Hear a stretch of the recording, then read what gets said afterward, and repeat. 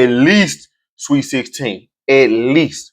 That's just come. Of course, I'm a fan, but I'm also watching the game as well.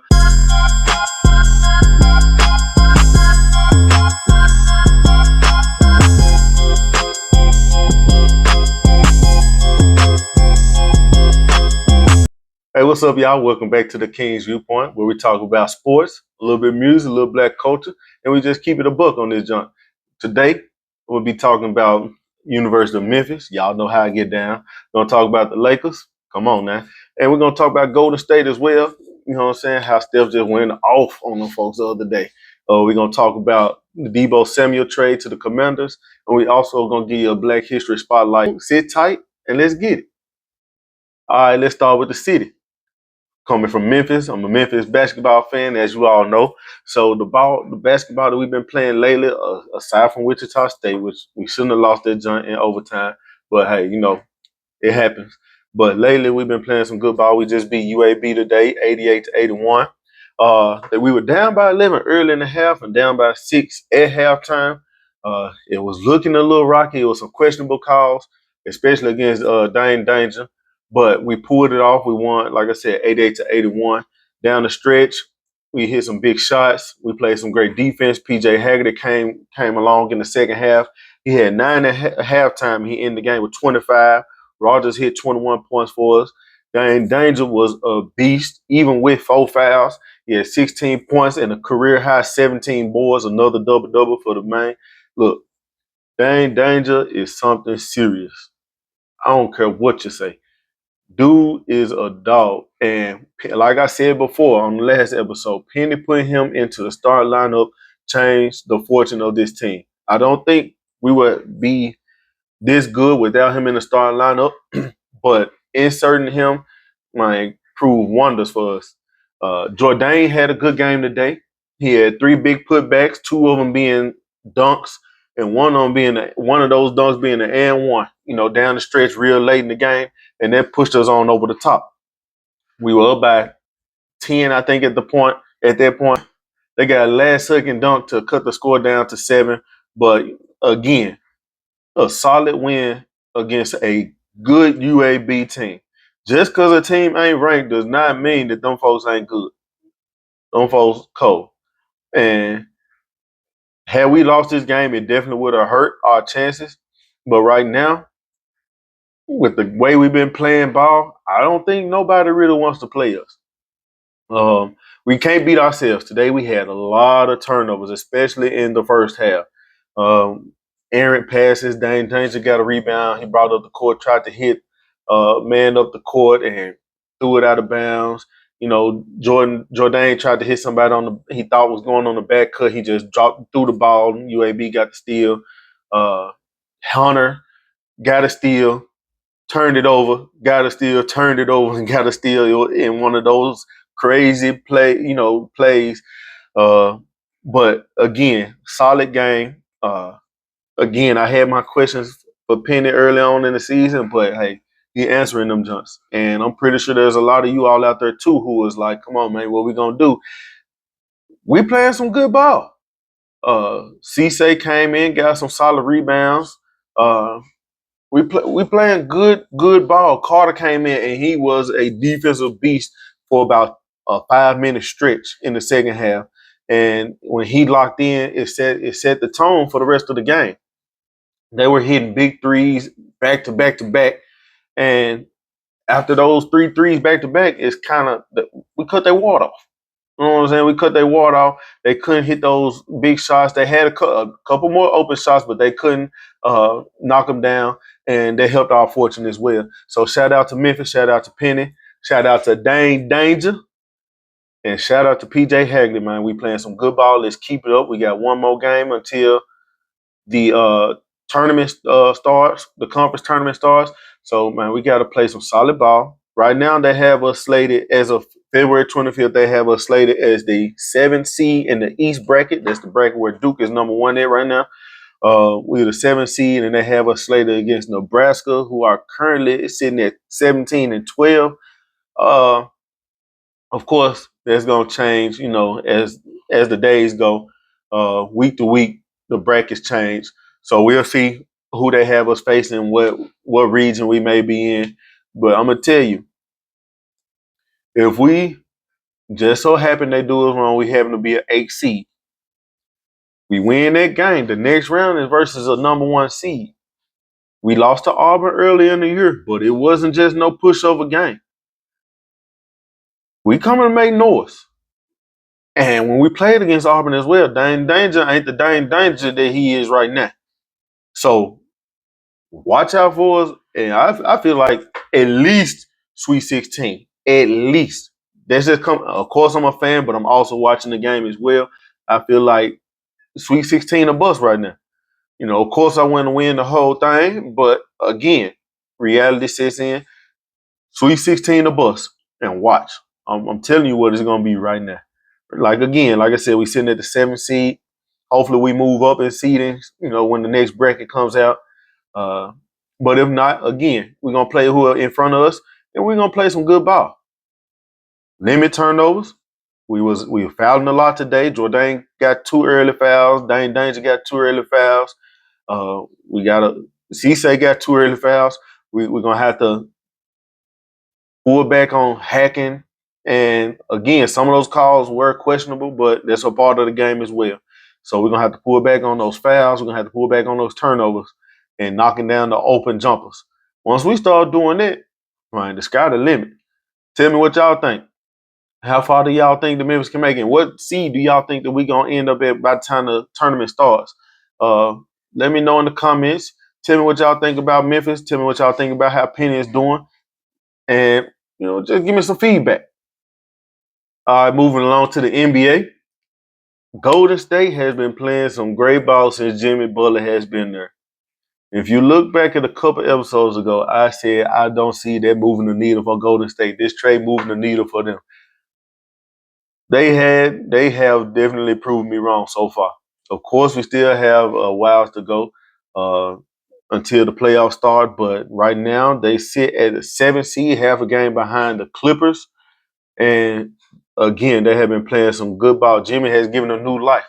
He has come in and he is creating fouls to get to the free throw line, something that Golden State lacked there. He is shooting 7.5 attempts at an 86% clip. And he's taking a lot of weight off of Steph, especially in those non-Steph minutes.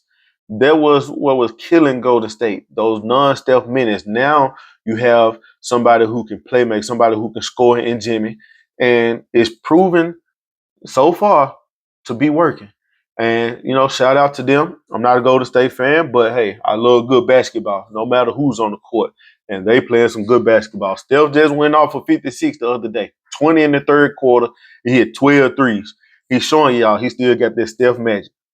Let me tell you. And matter of fact, he's the only player this season to shoot 12 threes. Previous season, we done had a couple people do it. But this year, he's the only one to do it. He's showing you he's still Steph, still the best shooter ever. And he's on his way to 4,000 threes. So good luck catching him in that. James Harden is second right now, I think at 3,100 threes, or somewhere around that range. But Golden State playing some good ball. I thought Jimmy and Draymond might butt heads, but man, they putting it together defensively. They putting it together offensively. And if you face them in the first round, you better come with your bootstrap.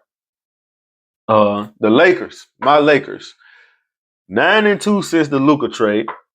We are currently third in the West, half a game behind Denver. They just lost to Boston earlier today. We got the Clippers later on. And we beat the Clippers this evening. We move up to the 2 seed. We just beat the Clippers the other day. Austin Reeves got hurt in the first quarter. But Luka, being Luka, when he go against the Clippers, he averaging 30 a game. He had 31. In his career, he's averaging 30 a game. He had 31. He played some good, solid ball. Rui didn't play that game. I think he has a calf injury. No. Reeves has a calf injury. Rui, I can't remember what his injury is, but he missed the game as well. Zubac played a good game against us. They're big, and that's where I feel like it's going to be our disadvantage. But again, we playing scrappy defense. We are number one rated defense in February, holding teams to 102 points or fewer in the 7 out of the 11 games that Luka done been with us. Luka is not a defensive player by far, but he's playing passing lanes, and he's actually giving more effort than what we saw when he was with Dallas. I think he has the chip on his shoulder. You know, Dallas talks so bad about him. I think he has the chip on his shoulder to show people that he can dig in every now and again. And if you think back to years ago with Carmelo Anthony, uh, he dug in when he needed to on defense. He was a bucket on offense, and people always said, "Well, Melo don't play no defense. He won't play no defense. He all about offense." But he showed you in moments. Now, I ain't talking about full quarters. I ain't talking about whole games. I ain't talking about consecutive games. I'm talking about in 2 or 3 minute spurts of where the defense can change the game for the better of his team. That's what Melo did. That's what Luka is doing now. Even Luka's first game when we played Charlotte, they was picking him apart, and people was like, "Oh, here we go. Lakers ain't gonna do nothing on defense." But again, February proved you wrong. Uh, and one of those losses with Luka, he didn't play against the Pacers. Uh, we playing some good ball. The chemistry is coming. Him and LeBron are working well. Those staggered minutes are going to do fortunes for the Lakers. When LeBron sits, Luka's on the court. When Luka sits, LeBron on the court. They're on the court together. Then you still have Austin Reeves, who has surprised me. I want to apologize to Austin Reeves because earlier I said we should trade him because I don't see it working with him, Luka and LeBron not playing defense. But Austin Reeves is playing some good ball as a third option. And he's shown that he can adapt to whatever role that you need him to play. When LeBron and Luka were both out, he had 45 points as the primary offensive player. Um, and he's playing some good ball, like I said. Hopefully he playing tonight. I'm not sure. I haven't seen the injury update for this evening. Hopefully he's playing tonight. If not, I hope gets his rest in, heals that calf up so he can be ready to go for the next game down the stretch. And man, I'm proud of the Lakers, man. Folks talk down on us all the time, and you know we hoop. The other day, we had 4 players with 20: LeBron, Luka, Rui, and Austin Reeves. Uh, we're playing some good ball, man. We moving the ball around. We got players that's coming off the bench, knocking down timely shots. Dorian Finney-Smith is blocking in defensively. Vanderbilt being the pest, getting his rebounds. A pest in a good way for the Lakers, bad for the other squads. You know what I'm saying? But we playing some good ball. Vando even knocking down threes here and there. And you couldn't pay him to hit a jumper last year or the year before. So for him to come in, he's taking them, which I want him to do. I don't think he's a great shooter. I think he can work on his game, but he's taking them to keep the defense honest. And he's making a couple. And, who's to say that this ain't going to be his stretch where he like, okay, I'm finding that rhythm. I know where my jumper at now. And it opens up for him. Again, defensively, we keep on locking in. 102 points is very small compared to the volume of points that teams are scoring in today's league. Just what was it last week? I think it was Detroit and Atlanta. They scored over 280 points in one game. You know what I'm saying? So to keep teams under 102 points, that's something big. So man, Lakers, let's keep that defensive plan going, and let's move on, man. The only threat I see is OKC, and we can key in and lock in, and we can get them folks too. I'm seeing, man. I'm speaking as a fan, and Lakers in 6. You heard it here. Against anybody, Lakers in 6. Y'all gonna talk about me. You from Memphis? Why you ain't a Grizzly fan? I've been watching basketball for the Grizzlies. I'm older than the Grizzlies as far as being in Memphis. They came to Memphis in 2000. I was born in 91, so yeah, I'm rocking with the team I've been rocking with. I love the Grizzlies. I love them. I just don't want to beat the Lakers. They could be I want to be everybody else. They just ain't gonna beat the Lakers. So Lakers in 6, you heard it here first. That's my viewpoint. So what y'all think? What y'all think about Golden State and adding Jimmy? Do y'all think that it's a success? Do y'all think it's going to end up being a bust? What do you consider a bust for them? For the Lakers, where do y'all see us getting to? Do y'all see it falling off? Us falling off defensively? Do y'all see Luka finally finding his stride? Because he hasn't shot the ball good at all. He's shooting 37% from the field, 24% from the three, but he continues to bring that threat that teams know that what he can do. Dude can go off of 30, 40 quick. So it ain't like, oh, he only shooting 24%. I'm gonna let him shoot. Nah, they still D'ing up on him. They trying to keep him from shooting that ball. And it's only a matter of time before he start getting hot. So tell me what y'all think. What about them Lakers? Where y'all see us ending the season as far as seeding goes? And how do y'all think we're gonna do in the playoffs? Because we gonna make the playoffs. Ain't no way we missing them Johns. How y'all think we're gonna do in the playoffs? So give me y'all viewpoint. I done gave y'all mine. Let me hear from you.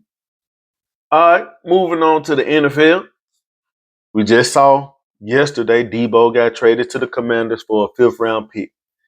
A lot of people saying that San Francisco should have tried to get more, but they did what they had to do because they didn't want Deebo to be on the team past, I think it's March the 5th, where they would have had to end up paying him more money before they even traded him. So, you know, it's the NFL. It's different from the NBA. A 5th-round pick can go a long way for a team. Just because somebody fall in the 5th round does not mean that they Rudy poo. See, Tom Brady went in the 6th round, and we seen what he did. Not saying that this 5th-round pick gonna be Tom Brady. I'm just giving you a perspective of what can be. Uh, Deebo brings a different element to their Washington offense. I think he's going to help Jaden Daniels tremendously as long as he stays healthy. He has been dinged up these past few seasons. Uh, Hopefully he can stay healthy for Jaden Daniels. I'm a fan of Jaden Daniels, and I want to see him do well. And so I think that getting Deebo also takes pressure off of Terry McLaurin. Now we're going to see what Washington does with the rest of their offseason as far as moves. Still think they need to shore up their defense, probably get – and I still think they need to re-sign Ertz. They need to re-sign him. He showed y'all, again, like I told y'all a couple episodes ago, he showed y'all what he can do for a team, for Washington. So hopefully Washington saw that and they get him back. Deebo, this past season, had 51 catches, 670 yards, 3 touchdowns, averaging 13 per catch. He is one of those receivers who's not the best route runner, but if you give him the ball in open space, he can make the moves to break tackles, make moves to get into the end zone. So I'm hoping for big things for him for Washington. Again, I'm a fan of the sport. Steelers are my team. I want the Steelers to win it all, but I'm a fan of the sport. So to see this trade, I think it definitely helps the Commanders. And it also, I don't like Dallas at all. So hopefully, they show Dallas what's what too. That's just coming from me. But again, Deebo has to stay healthy in order for him to make an impact. We'll see if Commanders keep Austin Eckler around. They have Brian Robinson in the backfield. So Deebo is one of those players that you can, plug and play. Put him in the backfield, let him run the ball, catch out the backfield, put him in the slot, put him on the outside.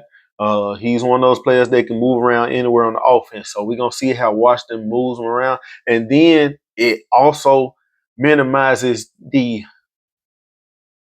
tunnel vision on Jaden Daniels on those 3rd and shorts, 4th and shorts, where teams were looking for making sure that he couldn't scramble. Now Deebo coming on the drag, slant, out route, any of those type of variations. And now it's okay. Now we have to make sure that we watching Deebo and Jaden Daniels. So I think it's going to open up Jaden Daniels' play as far as a rusher. He already showed y'all he can run that ball. I think it's going to open up even more. He has a bigger target now, and he's getting more playmakers. So hopefully Jaden Daniels can make do with what he got, and we can see what Washington does next year. They made the playoffs this year. I definitely see them making it again this year, as long as they shore up their defense. And the defense, I think, was their downfall last year. Of course, against the Eagles in the playoffs, they had costly turnovers. But minimize that, play some good defense, just like I said with University of Memphis. Minimizing turnovers, playing some good defense can go a long way. So shout out to them and shout out to their organization for making their trade and not giving up a lot for it. Fifth round pick, you still keep your other draft picks, and it hits your cap space, but not too much to where you can't make other solid moves. So let's see what they're gonna do. What y'all think? How do y'all think they're gonna do as far as their division? You know, they're in division with the Eagles, Giants, and the Cowboys. We still have the draft to see, but just based off this move alone, how do y'all see it faring for the Commanders? Tell me in the comments what y'all think. All right, that's it for this week's episode of the King's Viewpoint. I appreciate y'all for rocking with me. You know what I'm saying? Again, man, y'all heard the questions that I gave y'all, man. Holler at me in the comments. That way, man, we can have a open dialogue. I'm not against talking to anybody. You know, if you give me something that you want to talk about, man, and it's something that falls within my guidelines, then we can do that. If you have concerns about some of the stuff that I'll talk about, holler at me so we can chop it up so next episode can be even better. That's all I want to do. Continue to put out good product for you all because y'all the ones who matter. Y'all the one watching me. Y'all the one that are helping me get to where I want to be. So I'm only as good as my viewers. You know what I'm saying? So holler at me in the comments. Tell me what you think about the episode. And give me some viewpoints from y'all. It's called the King's Viewpoint, but I also want y'all viewpoint. So with that being said, that's the King's Viewpoint. Holla at you.